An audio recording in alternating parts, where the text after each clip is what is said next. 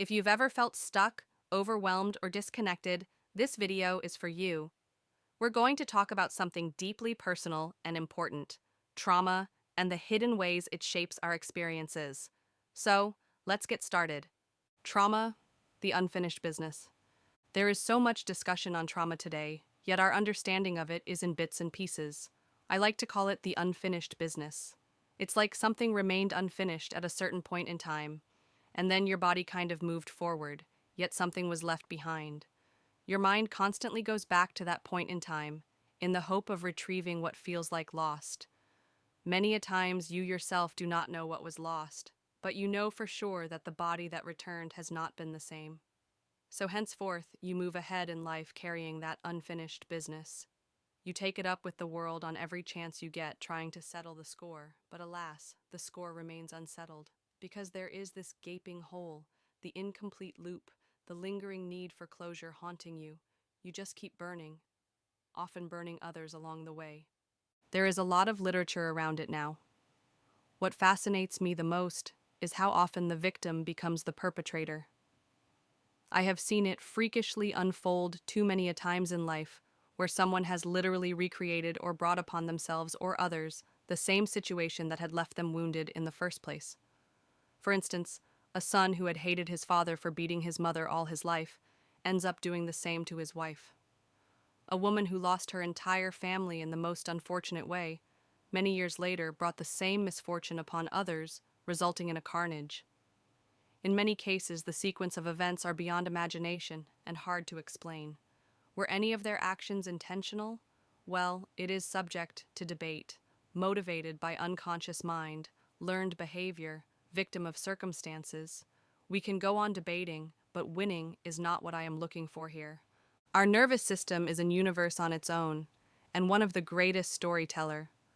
We often get caught up in the loop where the same story is repeated again and again, because we fail to understand that our nervous system will play out in line to what it is familiar with. It has a fascinating filtering mechanism where we will walk past our life's greatest treasure and yet won't recognize it. If we want to change our story, we have to make the unfamiliar familiar. It is not easy, but it can be done. And here comes the overcoming. Overcoming yourself. Trauma doesn't just reside in the mind, it imprints on the body. It is a deeply personal journey, a silent shadow that lingers in the corners of our mind, shaping our thoughts, emotions, and behaviors in ways we might not fully understand. It stems from experiences that are overwhelming, shattering our sense of safety and normalcy. For some, it's a complex web of multiple traumatic events, often invasive and deeply personal and heightened emotional experiences. We may never be able to settle that score or finish that unfinished business, because that moment has passed. The moment when something was taken from you and replicating the same scenario will not bring back what was lost. Yet we find ourselves in the same place again and again. The scariest part is trauma can be transmitted. One unhealed person will go on to take bits and pieces out of everyone they come in contact with, leaving them with their share of unfinished business. That's why it has to be a journey of overcoming rather than settling scores. Someone did you wrong or misfortune that was casted upon you should not be given the power to hold you hostage for the rest of your life. Dr. Joe Dispenza, the celebrated author, speaker, and researcher, beautifully puts it: the overcoming, overcoming, overcoming, and overcoming, and then the becoming. You have to address the emotions of your past, your behaviors, learn to recognize the patterns, and rewire the circuits of your nervous system in order of how you want to create your future. We have to make ourselves familiar with what we desire. This is not going to happen overnight or without some effort.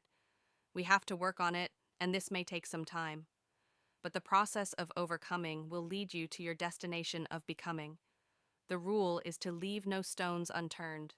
Seek every form of healing modalities, or explore how you can reach a state of mind where you have discharged your nervous system of any negative emotions.